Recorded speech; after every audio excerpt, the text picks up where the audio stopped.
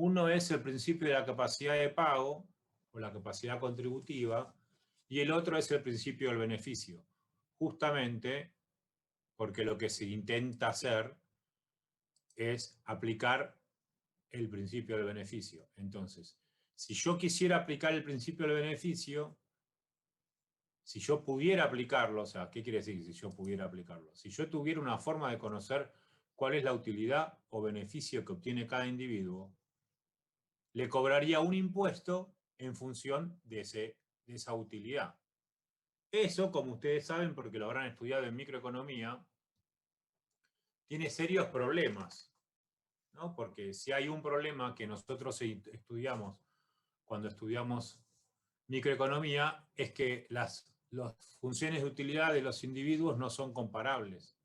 Entonces yo no sé cuánto, o sea, ¿cómo hago para saber la relación que hay entre mi nivel de utilidad por consumir un bien público y tu nivel de utilidad por consumir un bien público? ¿Qué es lo que necesito? Si yo supiera, supongamos que eso no fuera cierto, que yo puedo medir la utilidad en útiles y que útiles es una medida homogénea. Todos nosotros tenemos nuestro nivel de satisfacción, se puede medir en útiles.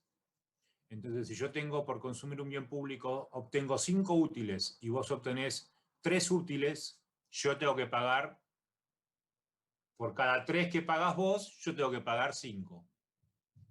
Eso sería aplicar el principio del beneficio. Justamente el problema que tiene es todos los problemas que tiene. Primero, que no sé cuál es la utilidad de cada individuo. Y segundo, que si la supiera, no tengo forma de generar un mecanismo que lo lleve, que lo pueda aplicar a la práctica, porque los útiles no existen. De hecho, como ustedes deben saber, creo que no se los dije yo en la primera clase, las funciones de utilidad no existen.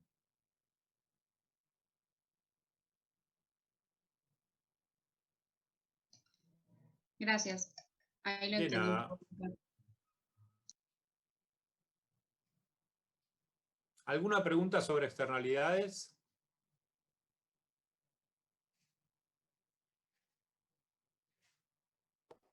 Yo tengo una duda. Sí.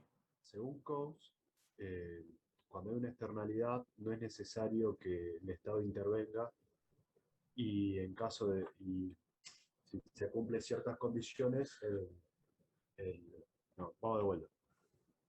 Según Coase, el Estado no tiene que intervenir porque cuando hay una externalidad hay incentivos para que las dos partes que intervienen negocien o lleguen a un acuerdo. Y ese acuerdo va a ser óptimo si se cumplen ciertas condiciones.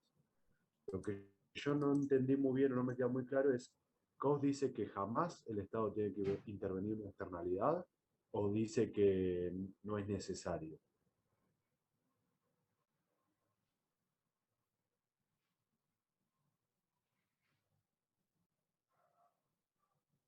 Coase Porque, dice lo que nosotros conocemos como el teorema de Coase. claro, Y bueno, que ahí está la por, respuesta. El por teorema lo de que, Coase dice que si se cumplen las 3 condiciones del teorema de Coase, los acuerdos son eficientes. claro, entonces O ahí no sea, debería... solo, digamos, lo podemos decir de dos formas distintas. Podemos decir, Coase dice que el Estado nunca tiene que intervenir en presencia de externalidades a menos que no se cumplan sus 3 condiciones, o Coase dice que el Estado siempre tiene que intervenir a menos que se cumplan las 3 condiciones. Claro, eso es lo que yo... Son dos formas de decir exactamente lo mismo. Listo, perfecto.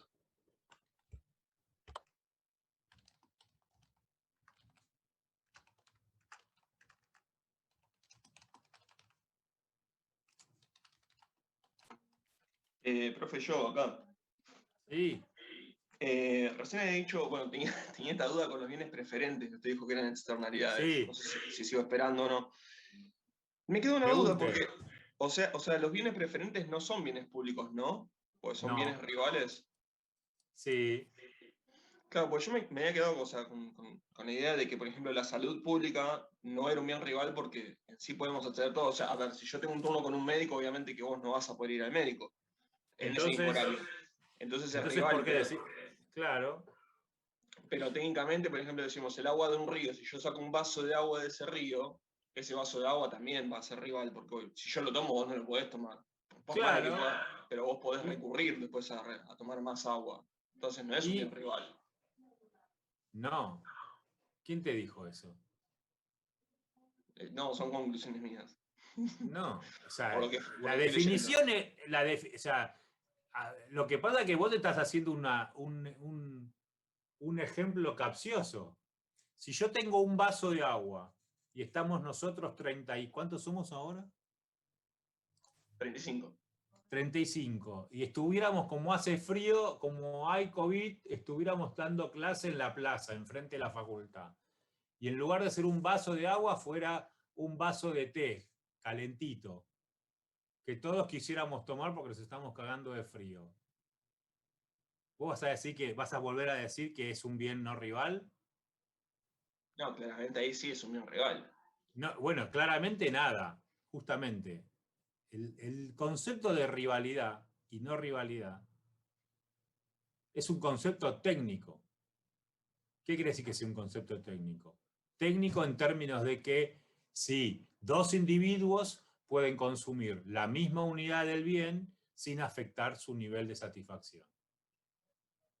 O sea, a mí, mi nivel de satisfacción es mucho mayor si yo me tomo el vaso de té entero a que si te comparto el vaso de té a vos y tomamos la mitad cada uno. Sacate y pone agua. No importa que sea gratis. Porque esa es la gran confusión que tiene el 99% de los seres humanos, que creen que si es gratis, es público. Y que si es público, es gratis. No tiene nada que ver. Claro, pero en ese sentido, pues, no me termina de cerrar con la salud o la educación, viste, que tanto lo vimos. Pero me da un La poco de vuelta. salud, es que, insisto, la salud, o sea, vamos por partes. Primero, para la salud es un término muy amplio. La educación es un término muy amplio. Y nosotros en economía tratamos de ser concretos. Entonces, vos lo dijiste, ¿un médico puede atender a dos personas a la vez? Y si atiende a dos personas a la vez, ¿el nivel de utilidad que obtienen esas personas es el mismo si en cambio los atendiera de a uno? No. No. Entonces el bien es rival. Entonces el bien no es público, porque Claro. el rival no es público. Perfecto, gracias. Y lo que acabo de decir vale para el médico como para el profesor, como para el maestro. Ricardo, te hago una pregunta. ¿Y puede Sí, ser que, por ejemplo, la salud sea un bien privado, pero con provisión pública, que es lo que hablamos de, por ejemplo, también en lo que es la educación del financiamiento? sí. Perfecto, creo que por ahí también por ahí venía la confusión del compañero. Sí, lo que pasa que, insisto, chicos, recuerden la distinción en la economía positiva y la economía normativa. O sea, la salud, el servicio de salud que me presta el hospital alemán es igual al... Vamos al revés. Supongamos que es la misma salud. Sí, por ejemplo, cuando mis hijos eran chicos, el pediatra de mis hijos era el jefe de pediatría del hospital de niños. Pero yo llevaba a mis hijos a su clínica privada. El servicio que me prestaba el médico era distinto si me atendía en su consultorio privado o si me atendía en el consultorio a 3 cuadras en el hospital de niños. No, era el mismo. En ambos casos, el servicio era rival. No importa que en un caso fuera en el hospital y en otro caso fuera una clínica privada. Porque lo que el tipo hacía era lo mismo. Entonces yo lo primero que tengo que mirar es ¿cómo es ese servicio que me está prestando? ¿Cómo es el bien que yo estoy consumiendo? Si el bien es rival siempre. Y si el bien es no rival siempre. A menos que, como preguntó alguien hace un rato, estemos en presencia de un bien que tiene punto de congestión. Entonces puede ser que a determinado nivel de consumo el bien pierda su condición de no rivalidad y se vuelva rival. En el caso de las clases, que me parece que lo podríamos diferenciar un poco del sistema de salud, Sí. podemos tener una clase para 5 o 6 alumnos y eso no necesariamente va a interferir en los niveles de bienestar de cada uno. En ese caso, Eso depende. ¿Vos tuviste alguna vez una clase particular? no. ¿Tuviste alguna vez una clase de A2? Creo que tampoco. Bueno, ese es el problema. Está bien, está bien. No es lo mismo que un profesor esté solo para vos, pendiente de si entendés o no entendés, a que si a que el profesor tenga que dar una clase para 5 o para No, 50. pero yo decía, en el caso de que sea la diferencia entre 50 y 51, esa persona más no va a interferir en los niveles de bienestar, me parece. No lo sabés.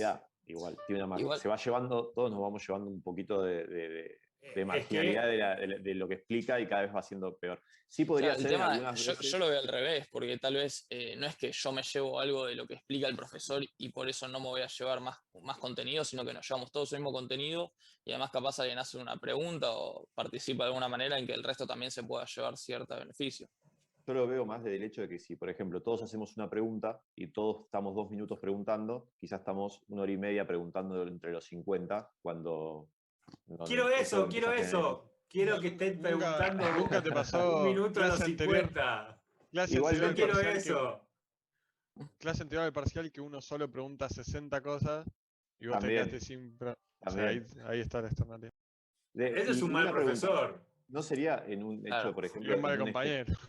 No, hasta el un compañero hace... No. Ahí está. Ese es un buen ejemplo. El tipo estudió, tiene dudas y pregunta. El que tiene que decir, che, pará, ya preguntaste 3 veces, que pregunte otro. O sea, hay 2 opciones, una de 2. O, che, pará, deja preguntar a los demás. O, che, todos ustedes páguenle el sueldo a él, que es el que está llevando la casa adelante. ¿No? Son las 2 opciones. Pero, insisto, chicos, ¿qué diferencia hay entre una clase de 50 personas en la UADE o una clase de 50 personas en la UBA? Vamos a ponerlo en el edificio nuevo, ahí que tiene unas aulas maravillosas. ¿Hay diferencia? Dada por el mismo profesor. Bueno, ¿por qué uno es público y el otro es privado? ¿En un caso es un bien público y en otro caso es un bien privado? No, chicos. Es toda una pavada lo que estoy diciendo. No, tiene que ver con la provisión, pero no hay diferencia. Bueno, por eso, no hay diferencia. ¿Qué podría ser el ejemplo que estamos buscando quizá en un espectáculo deportivo? O sea, si lo vemos 10.000 personas o 30.000 personas en el estadio, ¿el espectáculo es para todos el mismo?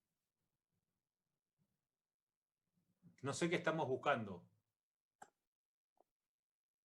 Algo que cuanto más estemos sumando personas, no estemos bajando lo que percibimos cada uno de lo que estamos del bien. Y depende. Cuando yo iba a la cancha... Hasta un número, ¿no? Hasta la capacidad total de la cancha. No es lo mismo en la platea que en la popular. Cuando yo iba a la cancha teníamos un problema porque yo iba a la platea, a la San Martín Alta, y siempre había unos nabos que se paraban. Y estabas sentado y vos te tenías que parar porque había un tarado que se paraba. ¿No? No es independiente que yo esté solo viendo el partido o que esté con un nabo que se pare. ¿No? Sí, lo mismo si está en la platea o en la popular. Claro, pero bueno, lo que pasa es que ustedes son jóvenes. Cuando yo era chico, cuando yo iba a la cancha, la popular no te podía sentar porque no había silla. Ahora sí hay. No, chicos, no tienen nada que ver. De hecho, justamente cualquier espectáculo que pueda ser visto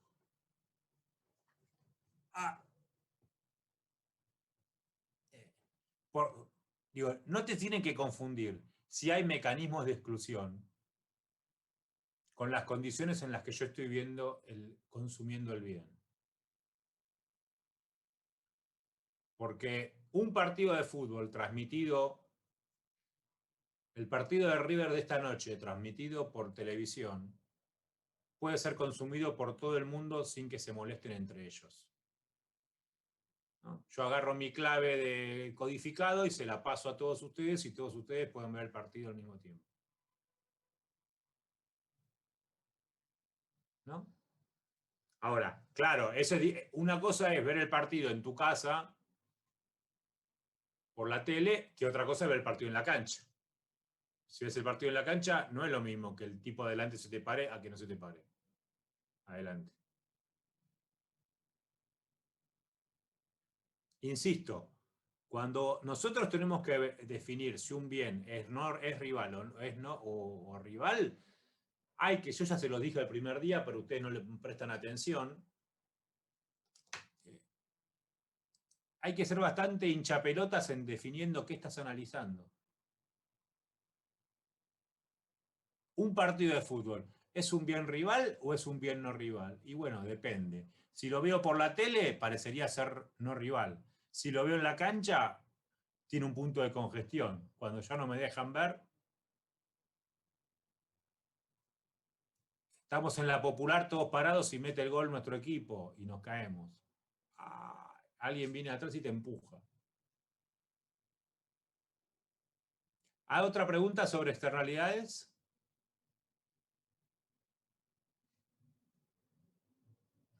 Voy a acelerar porque son las 10. ¿Alguna pregunta sobre el monopolio natural?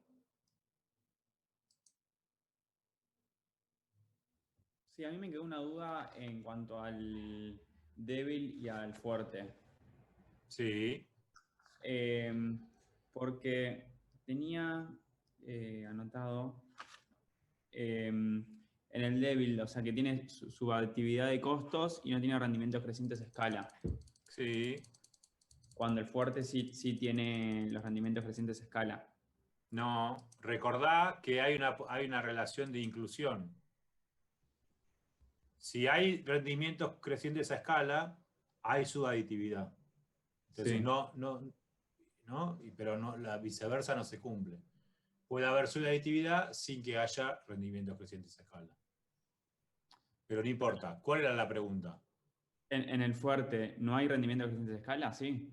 Sí. Sí, eso es lo que te decía. Está bien, perfecto, gracias. ¿Cuál es la relación que dijiste entre rendimientos crecientes y su actividad de costos? Recién. Esa, que si hay rendimientos crecientes a escala, hay subaditividad de costos. Si no, no hay su actividad de costos. ¿Si no qué? Sí, ponerle tenemos rendimientos constantes, no. No, sí, puede. Lo que estoy diciendo es que la condición, los rendimientos crecientes a escala, las economías de escala, es una condición que incluye la subaditividad de costos. En cambio, la subaditividad de costos no necesariamente incluye a los rendimientos crecientes a escala.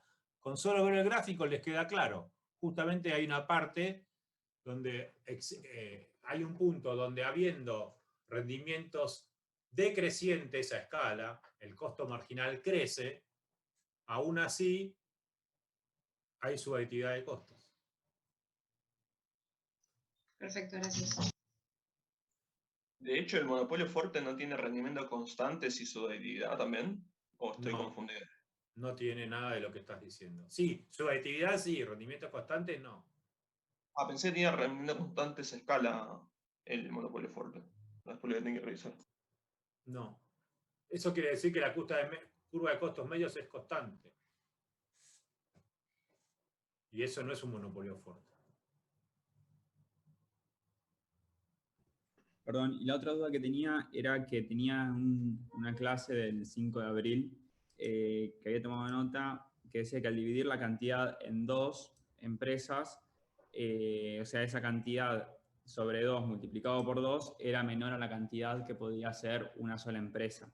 Entonces que no se quería que haya un solo productor para eliminar el monopolio. Eso me quedó dudas. ¿Cuál O es sea, la duda?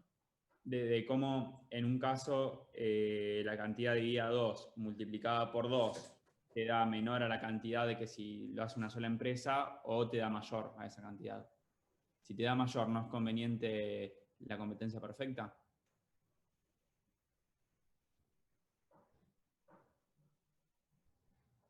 Si te da mayor, ¿qué? Si te da mayor hacerlo en 2 empresas, es mejor hacerlo en 2 empresas. Si te da mayor, perdón, si te da menor hacerlo en 2 empresas, Sí. es mejor hacerlo en 2 empresas. Si te da menor hacerlo en una empresa, es mejor hacerlo en una empresa. Ese es el principio básico de la economía. Cuanto más barato, mejor. Está bien, pero lo que querés hacer es más cantidad, producir más cantidad. No, la misma cantidad. Qué vivo que sos. Yo tengo que producir 100 unidades.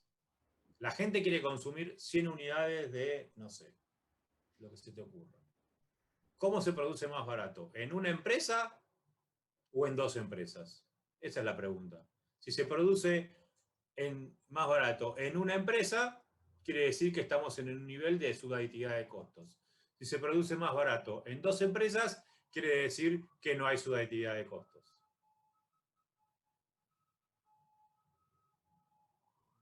Ah, bien, perfecto. Gracias.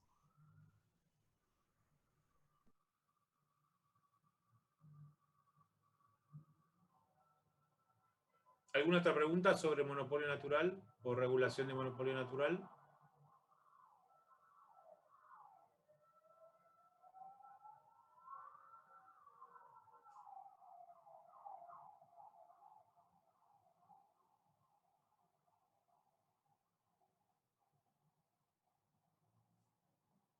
¿Alguna pregunta sobre información asimétrica? Traigan al que hace 60 preguntas. ¿Alguna otra pregunta?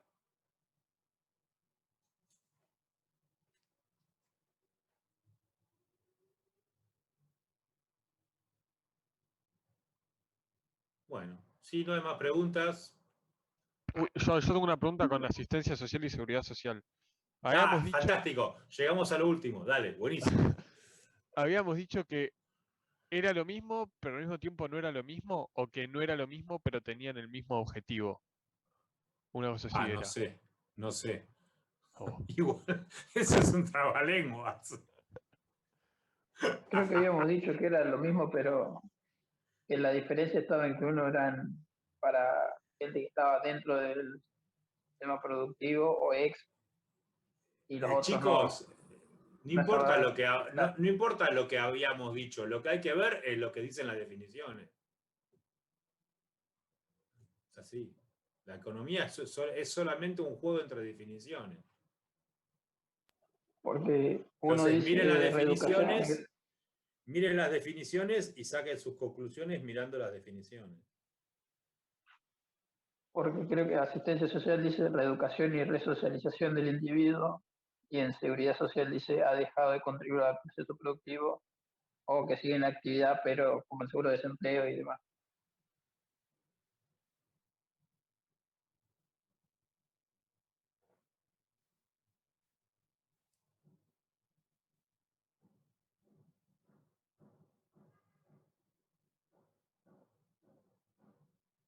¿Alguno de ustedes no me mandó el mail?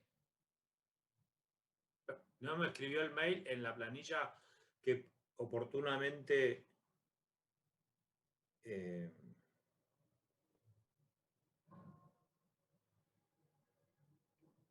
armé? Bueno, entonces... Tengo una pregunta. Sí. Quería saber si de qué modalidad va a ser el parcial. No sé. Porque todavía no lo hice. Bueno. Gracias. O sea, lo único que Josefina, Sí. lo único que sé es que va a ser por el Moodle, porque no quiero corregir. Ok. Por eso necesito que estén todos tengan el mail. porque les va a llegar al mail el link a su examen. Sincrónicamente vamos a tener que estar conectados al Zoom. Si quieren, sí. Esa es una muy buena pregunta, que yo me había olvidado. Yo los espero a las 9.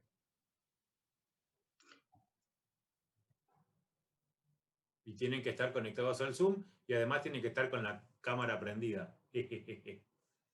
Así veo cómo se copian.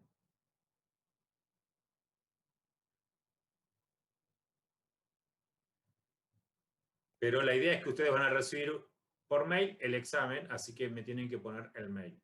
Y tenemos que conectarnos todos a las 9, porque normalmente hay alguien que pone un mail que no sé por qué razón es incompatible con el Moodle y no le llega.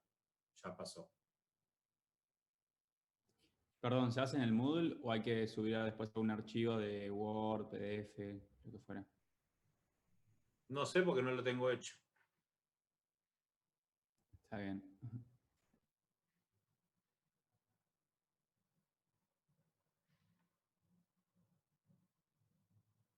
A mí me quedaron dudas, pero porque pensé que íbamos a ir tema por tema y me faltó lo...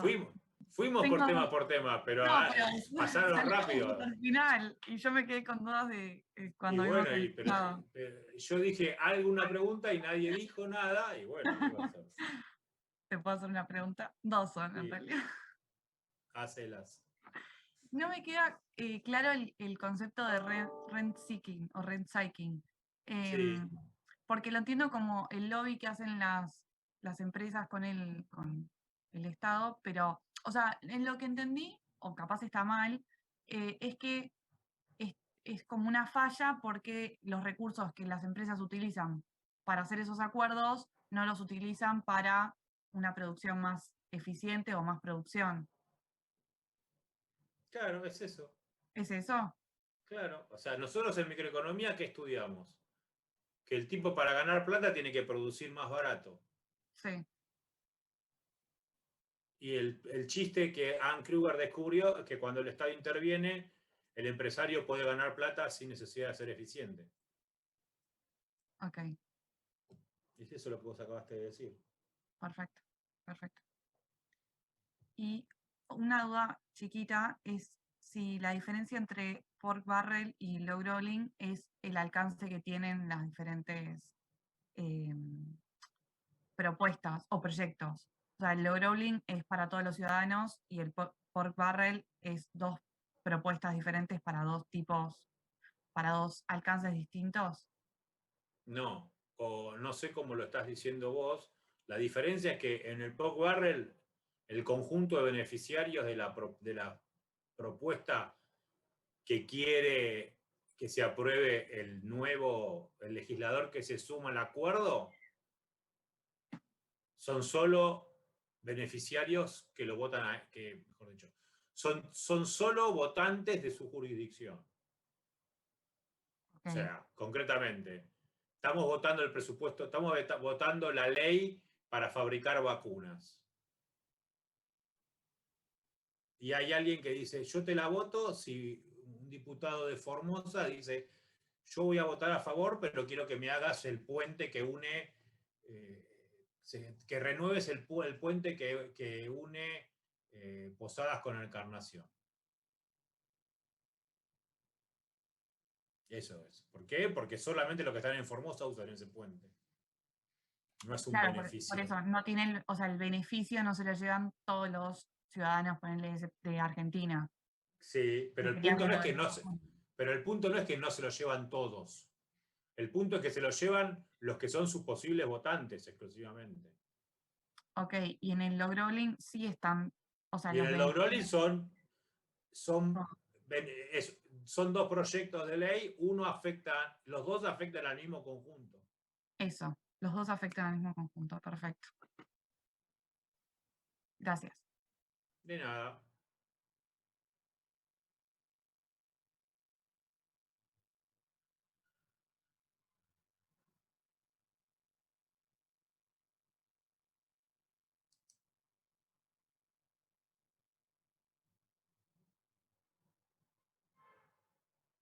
Mi silencio es que estoy esperando que ustedes hablen.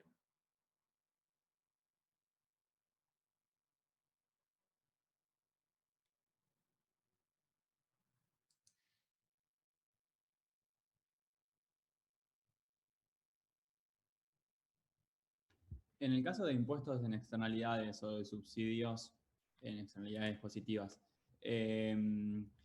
o sea, el objetivo principal sería reducir o incrementar la cantidad. Después, si es de la demanda o impuesto a la demanda o impuesto a la oferta, es indistinto para lo que Sí, está haciendo como externalidad. correcto. Gracias.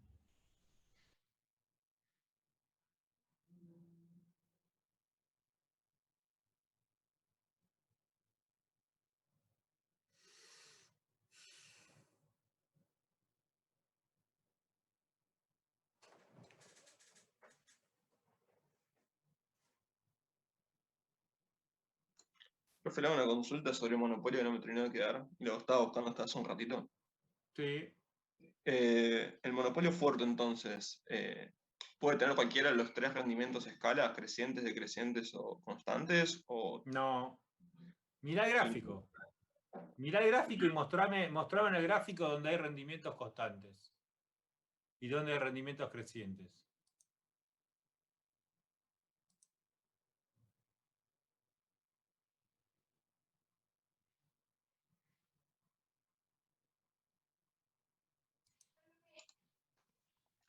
a ver, no sé si se llega, se llega a ver.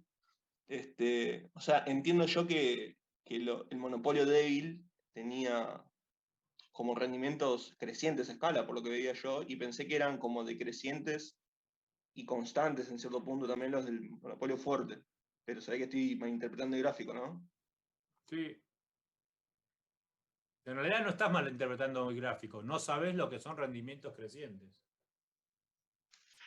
Puede ser. Entonces voy a tener Porque, que retomar mi claro, porque si la definición de monopolio fuerte es que tiene rendimientos crecientes en el tramo relevante, si tiene rendimientos crecientes no puede tener rendimiento constante.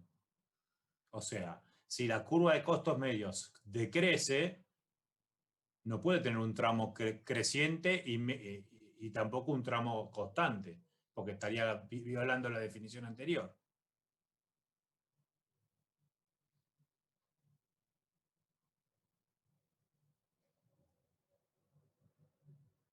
Lean, además de mirar los gráficos, chicos, lean. Si no leen, no van a probar. Porque los gráficos son gráficos. Y menos aún mis gráficos.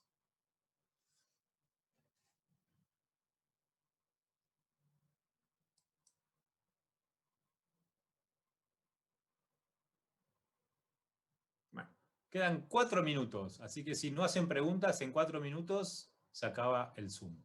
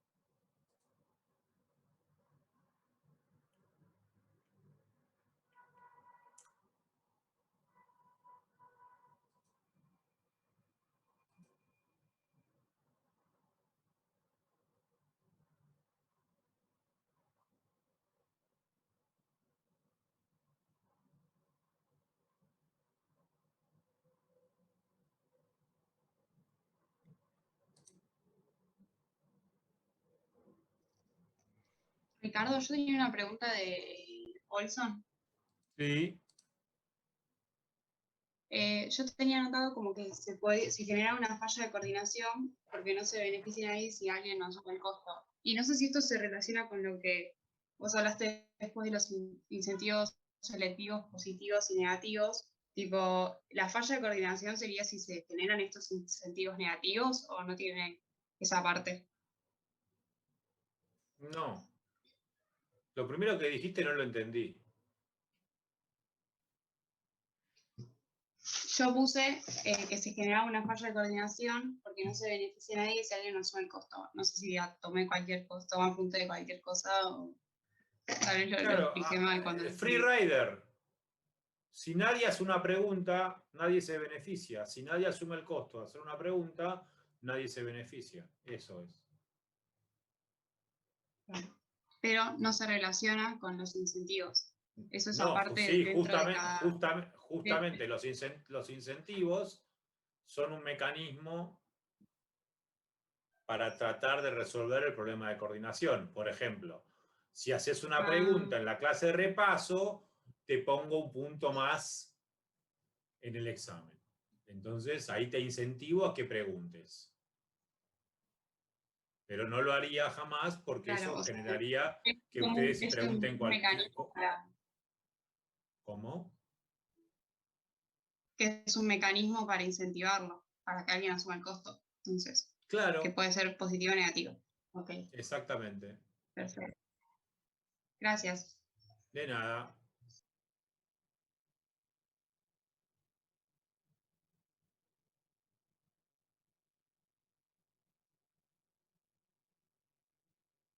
Bueno, chicos, recuerden, el lunes los espero a las 9 en este mismo canal y con las cámaras prendidas. Buen fin de semana, estudien mucho. Gracias, hasta luego. Principalmente